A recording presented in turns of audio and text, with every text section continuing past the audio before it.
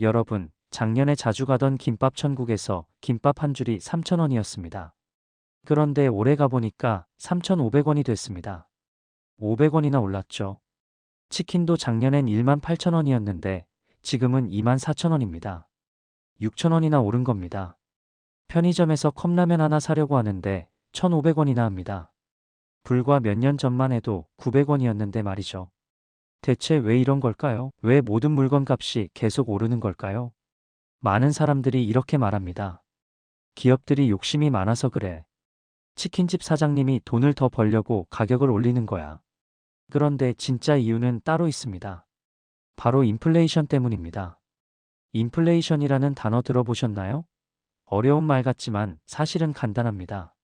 물건 값이 계속 오르는 현상을 말합니다. 그런데 왜 물건 값이 오르는 걸까요? 오늘 이 이야기를 끝까지 들으시면 여러분의 지갑에서 돈이 왜 계속 사라지는지 정확히 알게 될 겁니다. 인플레이션을 이해하려면 먼저 돈이 뭔지 알아야 합니다. 돈은 그냥 종이입니다. 10,000원짜리 지폐도 사실 종이일 뿐이죠. 그런데 우리는 왜 이 종이를 소중하게 여길까요? 이 종이로 치킨도 사고 옷도 사고 집도 살 수 있기 때문입니다. 옛날 옛적에는 돈이 없었습니다. 사람들은 물물 교환을 했죠. 쌀을 가진 사람이 생선을 가진 사람을 만나서 내 쌀 10kg랑 내 생선 5마리 바꾸자라고 했습니다. 하지만 문제가 있었습니다. 쌀을 가진 사람이 생선이 아니라 옷이 필요하면 어떻게 할까요? 옷을 가진 사람을 찾아야 하는데 그 사람은 쌀이 필요 없고 신발이 필요할 수도 있습니다. 너무 복잡하죠.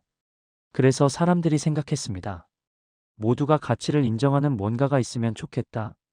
그래서 만들어진 게 돈입니다. 처음에는 조개 껍데기를 썼고 나중에는 금이나 은을 썼습니다. 지금은 종이 돈을 쓰고 있고요. 중요한 건 이겁니다. 돈의 가치는 사람들의 믿음에서 나옵니다. 모두가 이 종이는 가치가 있다고 믿기 때문에 돈이 되는 겁니다. 그럼 인플레이션은 왜 생길까요? 간단한 예를 들어보겠습니다. 작은 섬에 사람이 100명 살고 있습니다. 이 섬에는 사과가 100개 있고 돈이 100만 원 있습니다. 그럼 사과 한 개 값은 얼마일까요? 1만 원입니다. 그런데 어느 날 하늘에서 돈이 떨어졌습니다. 100만 원이 더 생긴 겁니다. 이제 섬에는 돈이 200만 원이 있습니다. 하지만 사과는 여전히 100개입니다. 사람들은 돈이 생겼으니 사과를 사려고 합니다. 하지만 사과는 100개밖에 없죠. 사과 장수는 생각합니다. 다들 돈이 많아졌네? 그럼 가격을 올려도 되겠는걸? 그래서 사과 값을 2만 원으로 올립니다. 이게 바로 인플레이션입니다. 돈은 많아졌는데 물건은 그대로니까 물건 값이 오르는 겁니다. 실제로 역사에서 이런 일이 있었습니다. 1920년대 독일에서 엄청난 인플레이션이 일어났습니다. 얼마나 심했냐면 빵 한 덩이 값이 아침에는 1000마르크였는데 저녁에는 1만 마르크가 됐습니다. 하루 만에 10배가 오른 겁니다. 사람들은 돈을 받자마자 달려가서 물건을 샀습니다. 조금만 기다리면 값이 오를 테니까요. 식당에서 밥을 먹을 때도 먹기 전에 미리 돈을 냈습니다. 다 먹고 나면 값이 올라 있을 테니까요. 아이들은 돈 다발을 가지고 놀이를 했습니다. 돈이 너무 많아서 휴지보다 쌌거든요. 사람들은 돈을 가방에 담아서 들고 다녔습니다. 지갑에 넣기에는 너무 많았으니까요. 왜 이런 일이 일어났을까요? 독일 정부가 돈을 미친 듯이 찍어냈기 때문입니다. 1차 세계대전에서 진 독일은 전쟁 배상금을 갚아야 했습니다. 돈이 없었던 독일 정부는 돈을 찍어서 갚았습니다. 돈을 찍으면 찍을수록 돈의 가치는 떨어졌습니다. 결국 독일 돈은 휴지 조각이 됐고 독일 경제는 완전히 무너졌습니다. 최근에는 베네수엘라에서 비슷한 일이 일어났습니다. 2018년 베네수엘라의 인플레이션율은 100만 %였습니다. 100만 %입니다. 상상이 되시나요? 아침에 100원 하던 물건이 저녁에는 100만 원이 되는 겁니다. 사람들은 월급을 받으면 바로 달러로 바꿨습니다. 베네수엘라 돈을 가지고 있으면 가치가 없어지니까요. 빵 한 덩이 사려면 돈 뭉치를 들고 가야 했습니다. ATM에서 돈을 뽑으면 큰 가방에 담아야 했고요. 왜 이렇게 됐을까요? 베네수엘라 정부가 돈을 마구 찍어냈기 때문입니다. 석유값이 떨어지면서 정부 수입이 줄어들자 정부는 돈을 찍어서 공무원 월급을 주고 복지비를 댔습니다. 그 결과 돈의 가치가 바닥으로 떨어진 겁니다. 그럼 우리나라는 어떨까요? 한국은행이 돈을 만듭니다. 한국은행은 우리나라의 중앙은행이죠. 한국은행 지하에는 거대한 인쇄기가 있습니다. 이 인쇄기로 돈을 찍어냅니다. 그런데 한국은행이 마음대로 돈을 찍을까요? 그렇지 않습니다. 필요한 만큼만 찍습니다. 왜냐하면 돈을 너무 많이 찍으면 인플레이션이 일어나는 걸 알기 때문입니다. 하지만 정부가 돈을 푸는 다른 방법이 있습니다. 2020년 코로나가 터졌습니다. 많은 사람들이 일자리를 잃었고 가게들이 문을 닫았습니다. 정부는 생각했습니다. 사람들을 도와줘야 해. 그래서 재난지원금을 줬습니다. 1차 재난지원금으로 전 국민에게 돈을 줬습니다. 4인 가족 기준으로 100만 원을 줬죠. 2차, 3차, 4차까지 계속 줬습니다. 소상공인들한테도 수백만 원씩 줬고요. 좋은 일 아니냐고요? 물론 어려운 사람들을 돕는 건 좋은 일입니다. 하지만 문제가 있었습니다. 그 돈이 어디서 나왔을까요? 정부가 가지고 있던 돈이 아닙니다. 정부는 돈이 없었거든요. 그래서 빚을 냈습니다. 국채를 발행해서 돈을 빌린 겁니다. 그리고 한국은행이 그 국채를 샀습니다. 사실상 돈을 찍어낸 거나 마찬가지입니다. 2020년과 2021년에 정부가 푼 돈이 얼마인지 아십니까? 약 100조 원입니다. 엄청난 돈이죠. 그 결과 뭐가 일어났을까요? 사람들은 받은 돈으로 물건을 샀습니다. 집에만 있다가 답답해진 사람들은 맛있는 걸 먹으러 다녔고 온라인 쇼핑을 했습니다. 돈이 시장에 풀린 겁니다. 그런데 코로나 때문에 공장들이 제대로 돌아가지 않았습니다. 중국은 봉쇄를 했고 다른 나라들도 생산을 줄였습니다. 물건을 만드는 속도가 느려진 겁니다. 돈은 많아졌는데 물건은 부족해졌습니다. 아까 섬 이야기 기억하시죠? 사과는 그대로인데 돈만 많아지면 어떻게 됐나요? 가격이 오릅니다. 2021년부터 물가가 오르기 시작했습니다. 처음에는 조금씩 올랐습니다. 라면이 100원 오르고 치킨이 1000원 올랐죠. 사람들은 별로 신경 쓰지 않았습니다. 하지만 2022년이 되자 상황이 심각해졌습니다. 러시아가 우크라이나를 침공했고 유가가 폭등했습니다. 기름값이 오르니까 모든 물건값이 올랐습니다. 왜냐하면 물건을 만들고 운반하는데 기름이 필요하니까요. 2022년 여름 인플레이션율이 6%를 넘었습니다. 우리나라에서 20년 만에 처음 있는 일이었습니다. 물건값이 작년보다 6% 이상 오른 겁니다. 서울에 사는 김영희 씨는 이렇게 말했습니다. 장을 보러 갔는데 충격을 받았습니다. 항상 사던 것들을 샀는데 10만 원이 나왔어요. 작년까지만 해도 7만 원이면 됐는데 말이죠. 3만 원이나 더 든 겁니다. 부산에 사는 박철수 씨도 마찬가지였습니다. 치킨집을 20년 동안 했는데 이렇게 재료비가 오른 건 처음입니다. 닭 가격이 30% 올랐고 기름값도 2배가 됐어요. 치킨값을 올릴 수밖에 없었습니다. 여기서 중요한 걸 이해해야 합니다. 인플레이션은 조용한 도둑입니다. 통장에 1000만 원이 있다고 생각해 보세요. 작년에 1000만 원으로 살 수 있는 것들이 있었습니다. 치킨 500마리를 살 수 있었죠. 그런데 올해 치킨 값이 20% 올랐습니다. 이제 치킨 416마리밖에 못 삽니다. 통장의 숫자는 그대로 1000만 원입니다. 하지만 실제로 살 수 있는 건 줄어들었습니다. 이게 바로 인플레이션이 무서운 이유입니다. 돈을 훔쳐가지 않는데 돈의 가치가 줄어드는 겁니다. 더 무서운 건 월급쟁이들입니다. 대전에 사는 이민수 씨는 회사원입니다. 연봉이 4천만 원이죠. 작년에도 4천만 원이었고 올해도 4천만 원입니다. 숫자는 똑같습니다. 하지만 물가가 6% 올랐습니다. 작년에 4천만 원으로 살 수 있던 것들을 올해는 4,240만 원이 있어야 살 수 있습니다. 이민수 씨는 실제로 240만 원을 잃은 겁니다. 이민수 씨는 말합니다. 회사에서는 연봉을 올려주지 않습니다. 경기가 안 좋다고 하면서요. 그런데 마트에 가면 모든 게 비싸졌어요. 월급은 그대로인데 생활비는 늘어나니까 저축을 할 수가 없습니다. 이게 바로 인플레이션의 함정입니다. 월급은 천천히 오르는데 물가는 빠르게 오릅니다. 결국 사람들의 실제 구매력은 떨어지는 겁니다. 그럼 누가 손해를 보고 누가 이득을 볼까요? 첫 번째, 저축을 많이 한 사람이 손해를 봅니다. 은행에 돈을 넣어뒀는데 이자가 연 2%밖에 안 됩니다. 하지만 인플레이션이 6%면 실제로는 4% 손해를 보는 겁니다. 할머니, 할아버지들이 제일 힘듭니다. 평생 모은 돈을 은행에 넣어뒀는데 그 돈의 가치가 계속 줄어드는 거예요. 작년에 3천만 원으로 1년 동안 생활할 수 있었는데 올해는 3,200만 원이 필요합니다. 하지만 은행 통장의 돈은 3천만 원 그대로입니다. 두 번째, 월급쟁이들이 손해를 봅니다. 월급은 1년에 한 번 조금 오르는데 물가는 계속 오릅니다. 결국 실제로 받는 월급의 가치는 떨어지는 겁니다. 세 번째, 가난한 사람들이 더 큰 손해를 봅니다. 부자들은 돈을 주식이나 부동산에 투자해서 인플레이션을 피할 수 있습니다. 하지만 가난한 사람들은 그럴 여유가 없습니다. 번 돈을 다 생활비로 쓰니까요. 반대로 누가 이득을 볼까요? 첫 번째, 빚이 많은 사람이 이득을 봅니다. 작년에 1억 원을 빌렸다고 해보세요. 그 1억 원으로 집을 샀습니다. 인플레이션이 일어나면 집값이 올라갑니다. 1억 원짜리 집이 1억 2천만 원이 됐습니다. 하지만 빚은 여전히 1억 원입니다. 인플레이션 때문에 돈의 가치가 떨어졌으니까 실제로 갚아야 할 빚의 부담이 줄어든 겁니다. 두 번째, 정부가 이득을 봅니다. 정부는 빚이 엄청나게 많습니다. 우리나라 국가 부채가 1,000조 원이 넘습니다. 인플레이션이 일어나면 이 빚의 실질적인 부담이 줄어듭니다.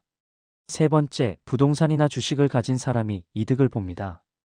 인플레이션이 일어나면 자산 가격이 오릅니다. 집값이 오르고 주식값이 오르죠. 여기서 문제가 보이시나요? 인플레이션은 가난한 사람들을 더 가난하게 만들고 부자들을 더 부자로 만듭니다. 그럼 정부는 왜 돈을 풀까요? 인플레이션이 나쁜 걸 알면서도 왜 돈을 풀까요? 여러 가지 이유가 있습니다. 첫 번째, 경기를 살리기 위해서입니다. 경기가 안 좋으면 사람들이 돈을 안 씁니다. 회사들도 투자를 안 하고 직원을 자릅니다. 그러면 실업자가 늘어나고 경제가 더 나빠집니다. 정부는 이럴 때 돈을 풉니다. 사람들한테 돈을 주면 돈을 쓰게 되고 회사들이 물건을 팔고 다시 사람을 고용하게 됩니다. 경제가 돌아가기 시작하는 겁니다. 2008년 금융위기 때가 그랬습니다. 미국과 유럽의 경제가 무너졌습니다. 많은 나라들이 돈을 풀어서 경제를 살렸습니다. 우리나라도 마찬가지였고요. 두 번째, 정치적인 이유입니다. 정부는 국민들한테 인기를 얻고 싶어 합니다. 특히 선거 전에는 더 그렇죠. 돈을 나눠주면 국민들이 좋아합니다. 재난지원금을 생각해 보세요. 정부가 돈을 주니까 사람들이 좋아했습니다. 정부가 우리를 챙겨주네라고 생각했죠. 하지만 그 대가로 인플레이션이 왔습니다. 세 번째, 정부 빚을 갚기 위해서입니다. 정부는 빚이 많습니다. 매년 이자만 수십조 원을 내야 합니다. 인플레이션이 일어나면 빚의 부담이 줄어들죠. 예를 들어 볼까요? 정부가 1,000조 원 빚이 있습니다. 인플레이션이 10% 일어나면 그 빚의 실질 가치는 900조 원이 됩니다. 100조 원의 빚이 사라진 겁니다. 정부 입장에서는 좋은 일이죠. 하지만 그 부담은 국민들이 집니다. 물가가 오르면서 국민들의 돈의 가치가 떨어지니까요. 미국의 이야기를 해볼까요? 2020년 코로나가 터지자 미국 정부는 엄청난 돈을 풀었습니다. 국민 한 명당 1,200달러를 줬습니다. 우리 돈으로 140만 원 정도죠. 그걸 3번이나 줬습니다. 미국 연방준비제도, 즉 미국의 중앙은행은 돈을 마구 찍어냈습니다. 2020년 한 해에만 3조 달러를 찍었습니다. 우리 돈으로 3,500조 원입니다. 상상이 되시나요? 그 결과 2021년부터 인플레이션이 시작됐습니다. 2022년에는 인플레이션율이 9%를 넘었습니다. 40년 만에 최고 수준이었죠. 미국 사람들은 충격을 받았습니다. 슈퍼마켓에서 장을 보는데 작년보다 30% 이상 비싸진 겁니다. 달걀 한 판이 2달러에서 6달러가 됐습니다. 3배나 오른 거죠. 미국 정부는 뭔가 해야 했습니다. 인플레이션을 잡아야 했죠. 어떻게 할까요? 인플레이션을 잡는 방법은 간단합니다. 시장에 있는 돈을 줄이면 됩니다. 중앙은행이 금리를 올립니다. 금리가 오르면 사람들이 돈을 빌리기 어려워집니다. 대출 이자가 비싸지니까요. 그러면 사람들이 돈을 덜 쓰게 됩니다. 미국 연방준비제도는 금리를 0%에서 5%까지 올렸습니다. 엄청난 인상이죠. 그 결과 사람들이 대출을 받지 않게 됐고 집을 사지 않게 됐습니다. 기업들도 투자를 줄였고요. 돈이 덜 돌아가니까 물가가 안정되기 시작했습니다. 2023년에는 인플레이션율이 3%대로 떨어졌습니다. 하지만 부작용이 있었습니다. 경기가 나빠진 겁니다. 금리가 오르니까 사람들이 돈을 안 쓰고 회사들이 직원을 자르기 시작했습니다. 실업률이 올라갔죠. 이게 바로 딜레마입니다. 인플레이션을 잡으려면 금리를 올려야 하는데 금리를 올리면 경기가 나빠집니다. 경기를 살리려면 금리를 내려야 하는데 금리를 내리면 인플레이션이 옵니다. 우리나라도 비슷했습니다. 한국은행은 2021년까지 금리를 0.5%로 낮게 유지했습니다. 경기를 살리기 위해서였죠. 하지만 인플레이션이 오기 시작하자 금리를 올리기 시작했습니다. 2022년과 2023년에 금리를 계속 올려서 3.5%까지 올렸습니다. 그 결과 대출 이자가 엄청나게 올랐습니다. 서울에 사는 30대 직장인 최영수 씨는 2020년에 5억 원짜리 아파트를 샀습니다. 3억 원을 대출받았죠. 당시 금리가 2%여서 이자가 월 50만 원 정도였습니다. 그런데 금리가 올라가면서 이자가 월 90만 원이 됐습니다. 40만 원이나 늘어난 겁니다. 최영수 씨는 말합니다. 월급은 그대로인데 이자는 거의 2배가 됐어요. 생활비를 줄일 수밖에 없습니다. 전국적으로 수백만 명이 최영수 씨와 같은 상황입니다. 집을 살 때는 금리가 낮았는데 지금은 금리가 높아져서 이자를 감당하기 힘든 겁니다. 자영업자들도 힘듭니다. 사업자 대출을 받았는데 이자가 올라서 매달 내야 할 이자가 2배가 됐습니다. 게다가 손님도 줄었습니다.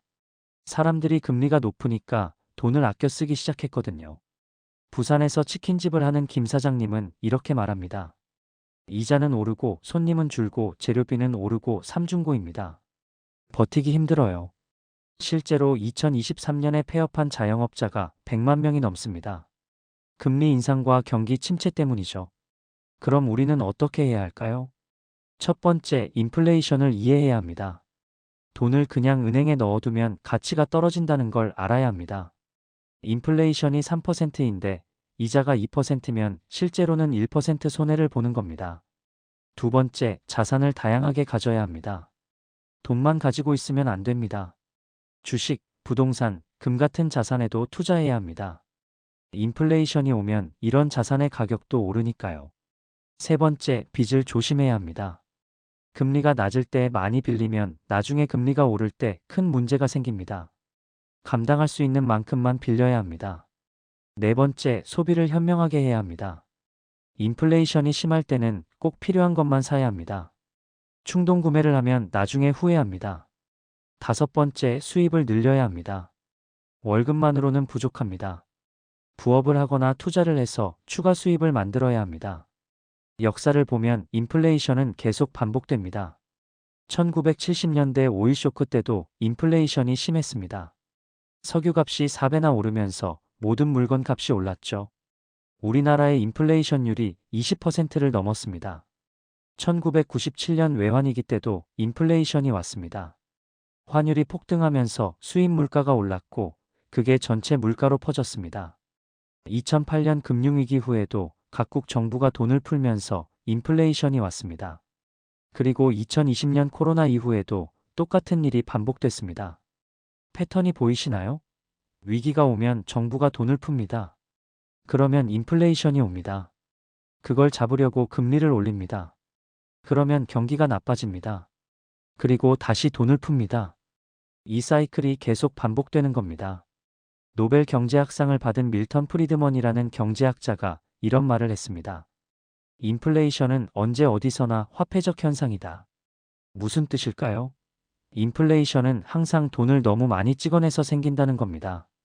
정부가 아무리 좋은 이유를 대도 결국 돈을 많이 풀면 인플레이션이 옵니다. 국민을 돕기 위해서든 경기를 살리기 위해서든 결과는 같습니다. 그리고 그 피해는 결국 국민들이 봅니다. 특히 가난한 사람들이 더 큰 피해를 봅니다. 부자들은 인플레이션이 와도 괜찮습니다. 자산이 많으니까 자산 가격이 오르면 오히려 이득입니다. 하지만 가난한 사람들은 자산이 없습니다. 월급만으로 사는 사람들은 월급의 가치가 떨어지면 그대로 손해를 보는 겁니다. 2022년에 한 설문조사가 있었습니다. 인플레이션 때문에 생활이 힘들어졌나요? 라는 질문에 소득 하위 20%는 85%가 그렇다고 답했습니다.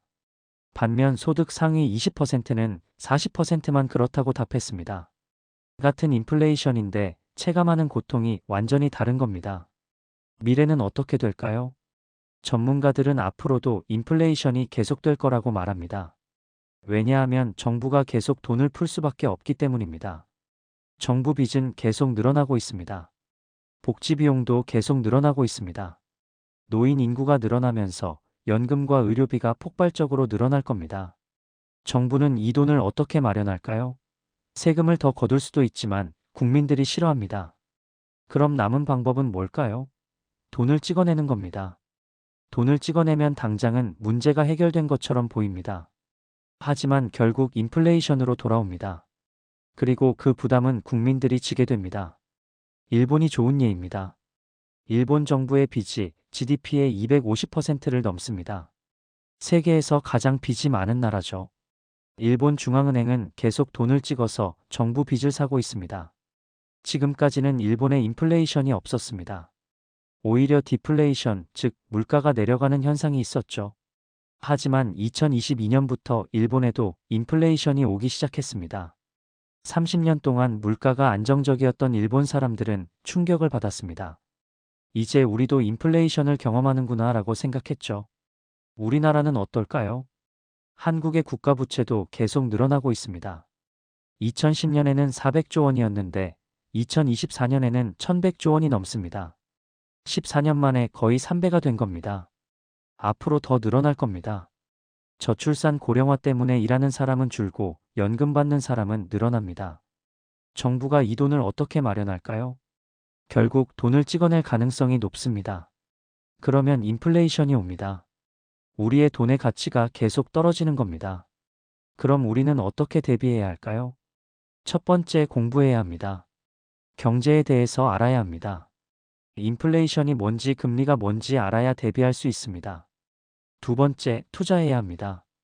돈을 그냥 가지고 있으면 안 됩니다. 인플레이션보다 높은 수익을 낼 수 있는 곳에 투자해야 합니다. 세 번째, 빚을 현명하게 관리해야 합니다. 좋은 빚과 나쁜 빚을 구분해야 합니다. 자산을 사는 빚은 좋은 빚이고 소비를 위한 빚은 나쁜 빚입니다. 네 번째, 수입원을 다양화해야 합니다. 월급만으로는 부족합니다. 여러 개의 수입원을 만들어야 인플레이션을 이길 수 있습니다. 다섯 번째, 절약하되 너무 짜게 살지는 말아야 합니다. 꼭 필요한 것에는 돈을 쓰되 불필요한 소비는 줄여야 합니다. 마지막으로 기억하셔야 할 것이 있습니다. 인플레이션은 보이지 않는 세금입니다. 정부가 돈을 풀면 당신의 지갑에서 돈이 사라집니다. 숫자는 그대로인데 가치가 떨어지는 겁니다. 정부는 국민을 돕는다고 말합니다. 재난지원금을 주고 복지를 늘린다고 합니다. 하지만 그 돈은 결국 우리가 내는 겁니다. 세금으로 내거나 인플레이션으로 내거나 둘 중 하나입니다. 차라리 세금으로 내는 게 나을 수도 있습니다. 세금은 투명합니다. 얼마를 내는지 알 수 있죠. 하지만 인플레이션은 숨어 있습니다. 얼마를 잃는지 정확히 모릅니다. 그리고 세금은 누진세입니다. 부자들이 더 많이 냅니다. 하지만 인플레이션은 역진적입니다. 가난한 사람들이 더 큰 타격을 받습니다. 정부가 국민을 위해 돈을 풀겠다고 말할 때 조심해야 합니다. 그 돈이 어디서 나오는지 생각해 봐야 합니다. 결국 우리 주머니에서 나오는 겁니다. 역사가 증명합니다. 돈을 마구 찍어낸 나라는 항상 망했습니다. 독일도 베네수엘라도 짐바브웨도 다 그랬습니다. 돈의 가치를 지키지 못하면 경제가 무너집니다. 우리나라가 그렇게 되지 않으려면 정부를 감시해야 합니다. 정부가 함부로 돈을 풀지 못하게 해야 합니다. 그리고 우리 스스로 대비해야 합니다. 인플레이션은 피할 수 없습니다. 하지만 준비할 수는 있습니다. 지식으로 무장하고 자산을 키우고 현명하게 대응하면 인플레이션을 이길 수 있습니다. 당신의 돈을 지키세요. 정부가 지켜주지 않습니다. 당신 스스로 지켜야 합니다. 오늘 이 이야기가 여러분의 돈을 지키는데 도움이 되길 바랍니다. 감사합니다.